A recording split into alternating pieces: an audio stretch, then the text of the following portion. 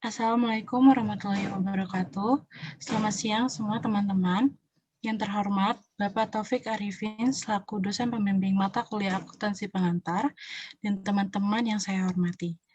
Pada kesempatan kali ini, kami selaku kelompok 6 akan mempresentasikan hasil analisis laporan keuangan dari PT Asuransi Bina Dana Arta Tbk. Selain itu, izinkan saya memperkenalkan anggota kelompok saya. Yang pertama ada Muklis Rozaki, kedua Nandita Putri Aulia, ketiga Rizky Alif Nurrohman, dan yang keempat adalah saya sendiri, Sania Trigomar. Selanjutnya, kita akan mulai untuk latar belakang yang akan dijelaskan oleh Rizky Alif Nurrohman. Terima kasih moderator sudah memberikan waktu untuk saya. Latar belakang. Salah satu alat yang digunakan untuk mengetahui kondisi keuangan perusahaan yaitu berwujud laporan keuangan. Laporan keuangan menyajikan gambaran mengenai posisi keuangan dari kinerja perusahaan dalam menghasilkan laba. Dalam rangka membantu pengguna laporan keuangan dalam memahami dan menginterpretasikan laporan keuangan, maka perlu dibuat analisis laporan keuangan. Penilaian kinerja keuangan yang dilakukan PT Asuransi Bina Dana Arta Tbk menggunakan analisis likuiditas, solvabilitas, aktivitas, dan profitabilitas. Next. Selanjutnya, pemaparan materi untuk rumusan masalah yang akan dibahas oleh Rizky Alif Nurrohman. Rumusan masalah. Yang pertama, secara singkat PT Asuransi Bina Dana Arta Tbk. Yang kedua, struktur organisasi PT Asuransi Bina Dana Arta Tbk. Yang ketiga, laporan posisi keuangan PT Asuransi Bina Dana Arta Tbk. Dan yang terakhir, analisis laporan keuangan PT Asuransi Bina Dana Arta Tbk dengan menggunakan analisis rasio. Terima kasih, waktu saya kembalikan ke moderator. Baik, selanjutnya adalah pemaparan materi untuk pengertian laporan keuangan yang akan dijelaskan oleh Nandita Putri Aulia. Baik, terima kasih untuk moderator atas waktunya. Pengertian laporan keuangan atau financial statement merupakan hasil akhir dari suatu proses pencatatan kegiatan transaksi keuangan dalam suatu perusahaan yang menggambarkan keadaan keuangan perusahaan itu di satu periode akuntansi serta merupakan gambaran umum tentang kinerja suatu perusahaan.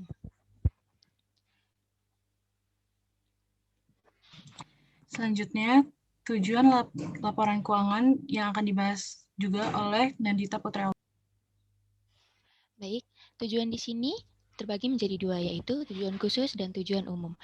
Tujuan khusus sendiri adalah untuk memberikan gambaran dan informasi yang jelas bagi para pengguna laporan keuangan, terutama bagi manajemen suatu perusahaan.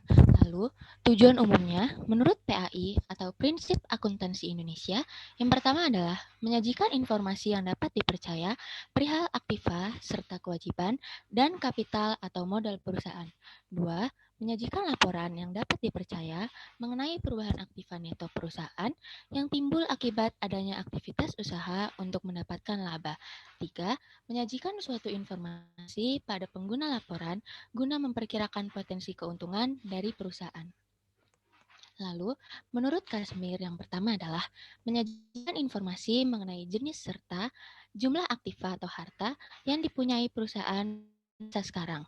2. Menyajikan informasi mengenai jenis serta jumlah kewajiban dan juga modal yang dipunyai perusahaan pada waktu ini. Terakhir, menyajikan informasi mengenai jenis serta jumlah pendapatan yang didapatkan dalam suatu periode tertentu. Selanjutnya adalah analisis laporan keuangan yang akan dibahas oleh saya sendiri. Jadi, analisis laporan keuangan merupakan proses dalam kegiatan menganalisis laporan keuangan perusahaan dengan metode atau teknik yang digunakan untuk melakukan pemeriksaan menyeluruh terhadap laporan keuangan. Oleh karena itu, dapat disimpulkan bahwa analisa laporan keuangan adalah suatu proses kegiatan analisis yang bertujuan untuk mengetahui informasi secara detail dan untuk mengetahui kondisi keuangan pada suatu perusahaan, sehingga analisa laporan keuangan ini dapat menjadi acuan dalam pengambilan keputusan yang dilakukan oleh para pihak-pihak yang bersangkutan. Selanjutnya adalah pemaparan materi pengertian dari rasio keuangan yang akan dijelaskan oleh Mukhlis Razaki. Rasio keuangan. Pengertian rasio keuangan adalah menurut Harvindo 2010, rasio adalah suatu angka yang dibandingkan dengan angka lain sebagai suatu hubungan. Jonathan Golin 2001 berpendapat bahwa rasio adalah suatu angka yang digambarkan dalam suatu pola yang dibandingkan dengan pola lainnya serta dinyatakan dalam persentase. Sedangkan keuangan adalah sesuatu yang berhubungan dengan akuntansi seperti pengelolaan keuangan dan laporan keuangan. Jadi rasio keuangan adalah indeks yang menghubungkan dua angka akuntansi dan diperoleh dengan membagi satu angka dengan angka lainnya. Terima kasih. Baik, selanjutnya adalah jenis-jenis dari rasio keuangan yang akan dijelaskan oleh saya sendiri. Pertama ada rasio likuiditas. Rasio likuiditas adalah rasio yang dapat digunakan untuk mengukur sampai seberapa jauh tingkat kemampuan perusahaan dalam melunasi kewajiban jangka pendeknya yang akan segera jatuh tempo, menurut Harry 2015. Nah, rasio likuiditas merupakan rasio yang menggambarkan kemampuan perusahaan untuk menyelesaikan kewajiban jangka pendeknya. Rasio likuiditas ini biasanya digunakan dalam melakukan analisis kredit. Nah, pada rasio likuiditas terdapat 4 jenis rasio likuiditas. Yang pertama ada current ratio, cash ratio, quick ratio, dan working capital to total asset ratio.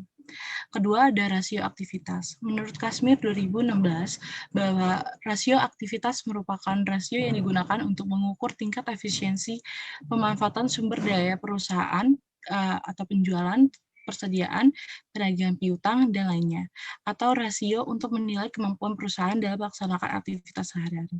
Jadi rasio aktivitas ini lebih fokus untuk mengukur sampai sejauh mana efektivitas manajemen perusahaan dalam mengelola aset-asetnya. Nah, hasil dari pengukuran rasio aktivitas ini bertujuan agar perusahaan dapat mengetahui pengelolaan sumber daya yang telah dimanfaatkan secara baik untuk perusahaan. Ketiga, ada rasio profitabilitas. Rasio profitabilitas ini merupakan rasio yang bertujuan untuk mengukur kemampuan perusahaan dalam menghasilkan keuntungan atau laba dari total penjualan, pengelolaan total aset maupun ekuitas perusahaan. Nah, dengan rasio profitabilitas ini dapat dilihat apakah perusahaan tersebut sehat atau buruk dalam penggunaan asetnya untuk menghasilkan laba dan memiliki profitabilitas yang besar. Dan yang keempat ada rasio solvabilitas. Menurut Kasmir 2013, rasio solvabilitas atau leverage ratio merupakan rasio yang digunakan untuk mengukur sejauh mana aktiva perusahaan dibiayai dengan hutang. Artinya, berapa besar beban hutang yang ditanggung perusahaan dibandingkan dengan aktivanya. Terdapat 3 jenis rasio solvabilitas, yaitu rasio utang modal atau debt to equity ratio, total asset to total debt ratio, dan time interest earned. Selanjutnya adalah sejarah singkat dari PT Asuransi Bina Dina Asta Tbk yang akan dijelaskan oleh Rizky Alif Nur Rahman. Terima kasih atas waktunya. Di sini saya akan secara singkat PT Asuransi Bina Dana Arta. PT Asuransi Bina Dana Arta didirikan di Jakarta pada tanggal 12 Oktober 1982 sesuai dengan Akte Notaris Kartini Mulyadi SH nomor 78. Dalam perjalanannya, perusahaan telah mengalami beberapa kali pergantian nama. Pada tahun 1982 bernama PT Asuransi Bina Dharma Arta. Pada tahun 1994 bernama PT Dharmala Insurance. Pada tahun 1999 sampai sekarang bernama PT Asuransi Bina Dana Arta Tbk yang juga dikenal sebagai Abda Insurance. Ruang lingkup kegiatan Abda adalah bergerak di bidang asuransi kerugian, baik konvensional maupun dengan prinsip syariah. Tanggal 29 Mei 1986, Abda Insurance memiliki usaha sebagai perusahaan asuransi kerugian. Tanggal 6 Juli 1989, Asuransi Abda menawarkan sahamnya dan merupakan perusahaan jasa asuransi kerugian pertama yang dilaksanakan penjualan saham melalui Bursa Efek Jakarta dan Surabaya. Tanggal 6 Juli 1989, perusahaan telah melakukan penawaran umum perdana sebanyak 900.000 saham dengan nilai nominal Rp1.000, nilai penuh per saham dengan harga penawaran perdana Rp3.800, nilai penuh per saham. Tanggal 22 Mei 1989, perusahaan memperoleh surat izin Menteri Keuangan nomor I-33-MK-10-1989 untuk menawarkan saham kepada masyarakat di Bursa Efek Indonesia. Tanggal 14 Februari 2013, mendapatkan izin pembukaan kantor cabang dengan prinsip syariah. Terima kasih. Baik, selanjutnya adalah struktur organisasi dari PT Asuransi Bina Dina Arta Tbk yang akan dijelaskan oleh Nandita Putri Aulia.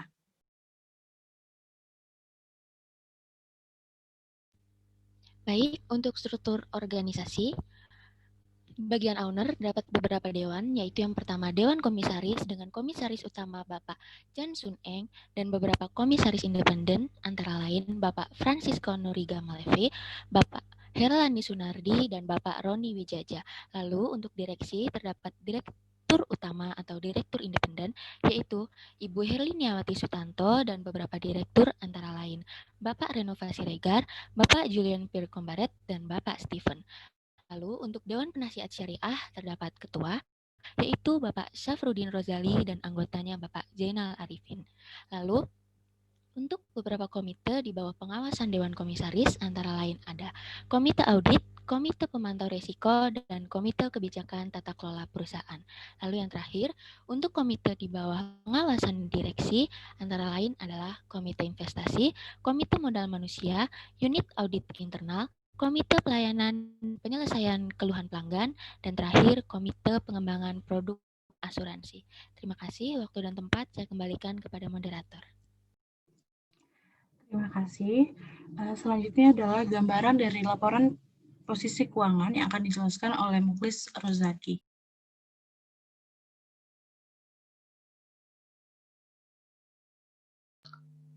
Baik, terima kasih kepada moderator. Saya akan menjelaskan laporan posisi keuangan konsolidasian tanggal 30 Desember 2019 dan 2018.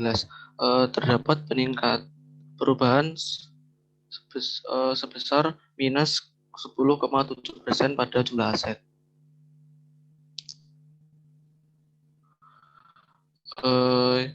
Yang kedua ada laporan posisi keuangan konsolidasi lanjutan. Terdapat perubahan jumlah hutang dan ekuitasnya sebesar minus 10,6%. Yang ketiga ada laporan laba rugi. Terdapat perubahan dengan peningkatan 27% laba bersih per sahamnya. Yang keempat ada laporan perubahan ekuitas yang bisa dilihat sendiri untuk share kapitalnya dan lain-lainnya pada saldo per 31 Desember 2018 dan saldo per 31 Desember 2019. Yang terakhir ada laporan arus kas konsolidian untuk tahun-tahun terakhir. Terdapat kas dan setara pada akhir tahun yang mengalami perubahan 44% dari tahun 2018 ke 2019. Terima kasih. Saya kembalikan kepada moderator. Terima kasih. Selanjutnya adalah analisis rasio keuangan dan hasil analisis dari rasio keuangan yang akan dijelaskan oleh Mukhlis Rozaki dan saya sendiri.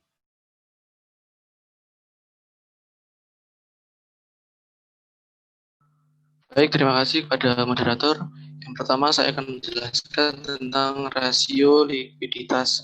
Yang pertama ada kurang ratio atau CR yang pada tahun 2018 terdapat memperoleh 2,01 US dollar atau 201%. Tahun 2019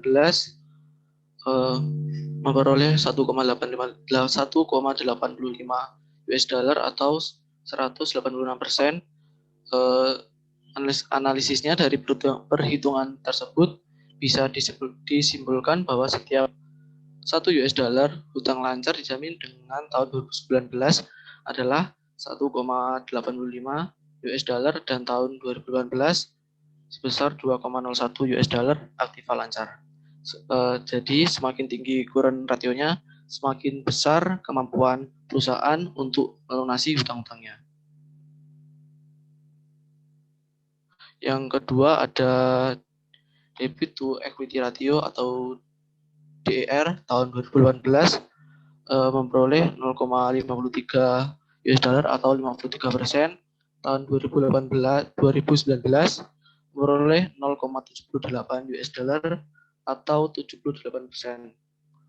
Jadi bagi perusahaan sebaiknya besar hutang tidak boleh melebihi modal sendiri agar beban tetapnya tidak terlalu tinggi.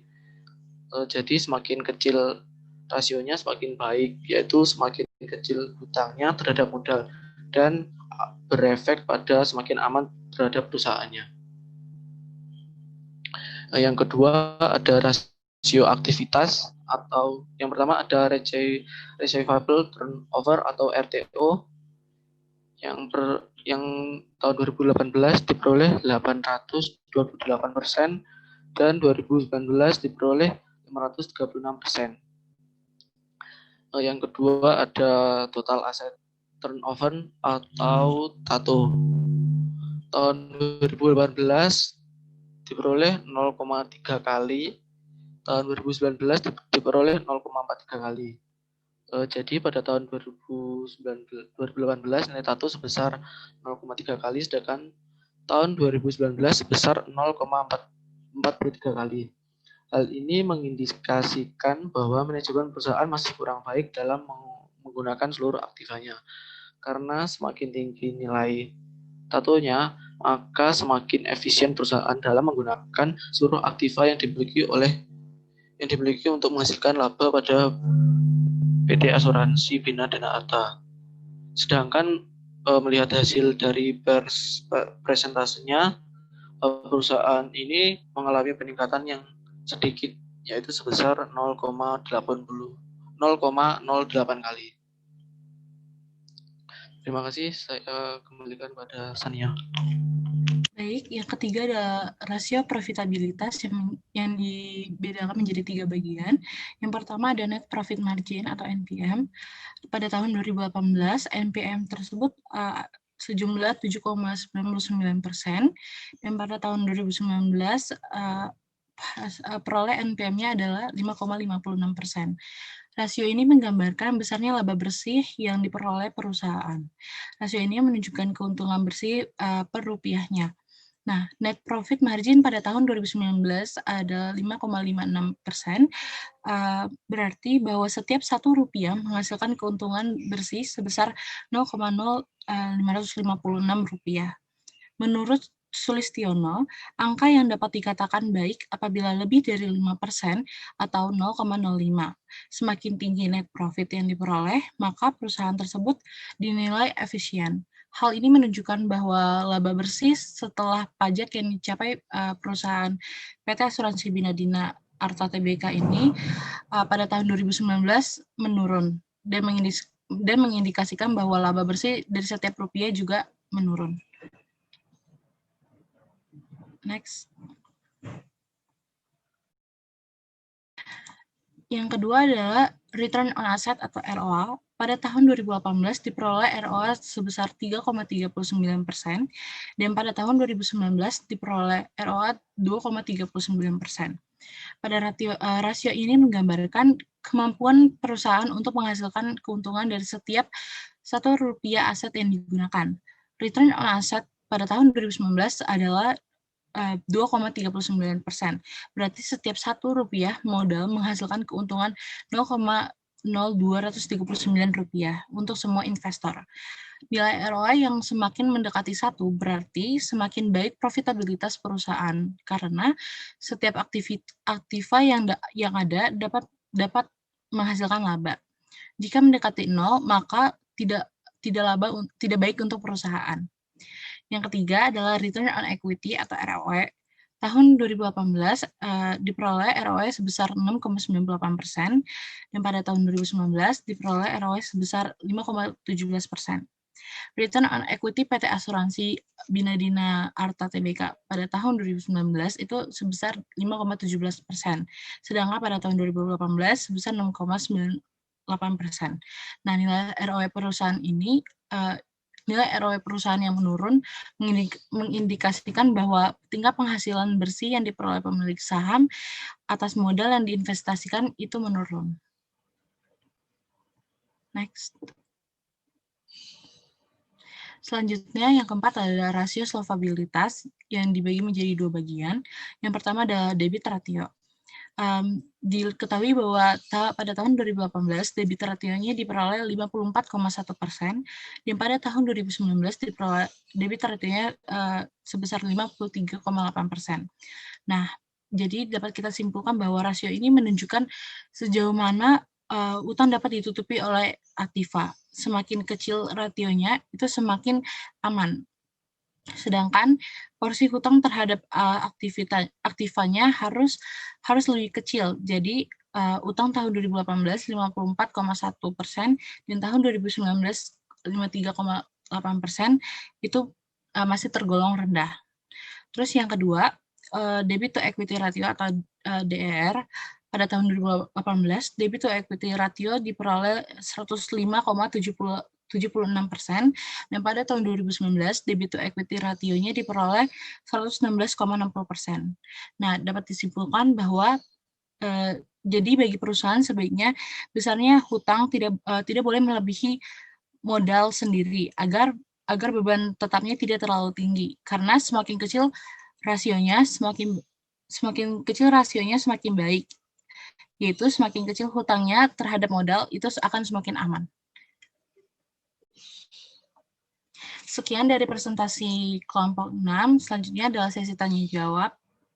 Kepada kelompok 5, saya persilakan untuk bertanya. Saya ingin bertanya. Ya, Saudara Sabrian. Sebelumnya perkenalkan, saya Sabrian Syakudar Sutama dari kelompok 5. Saya ingin bertanya, di dalam perhitungan kurang rasio tadi, terlihat hasilnya berkurang dari tahun 2018 ke 2019. Padahal, semakin tinggi kurang rasio, semakin besar kemampuan perusahaan untuk melunasi hutang-hutangnya. Pertanyaannya, apakah hal tersebut berarti perekonomiannya semakin baik atau semakin buruk jika dilihat dari perubahan nilai kurang rasio? Terima kasih. Baik, terima kasih atas pertanyaannya. Pertanyaannya akan kami simpan dulu dan akan berikan kami waktu untuk berdiskusi atas pertanyaan untuk dijawab.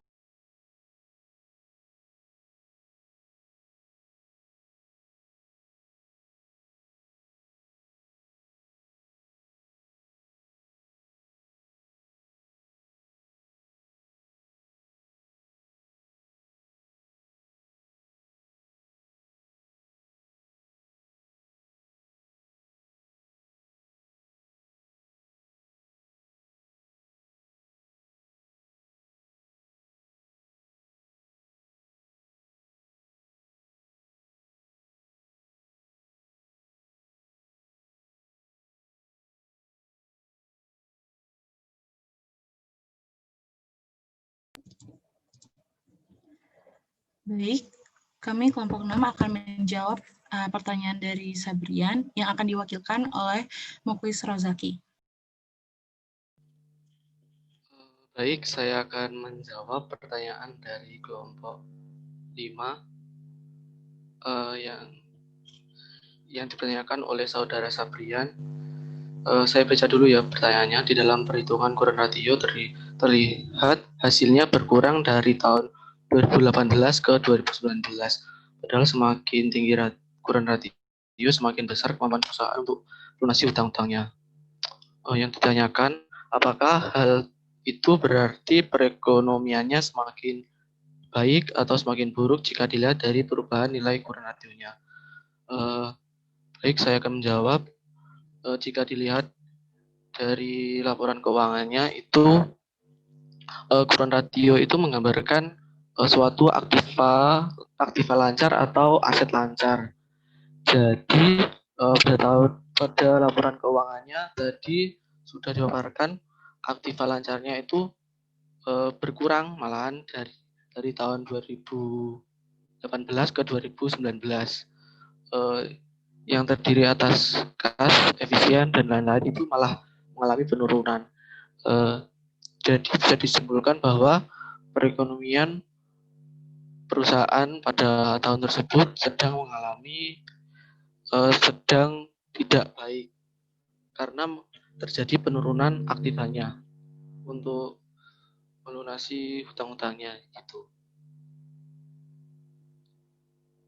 Bisa dipahami untuk saudara Sabrian? Baik, sudah bisa saya pahami. Terima kasih atas jawabannya. Baik, karena jawabannya sudah diterima oleh Sabrian dari perwakilan kelompok 5, saya akan tutup presentasi pada hari ini. Terima kasih, kurang lebihnya mohon maaf. Wassalamualaikum warahmatullahi wabarakatuh.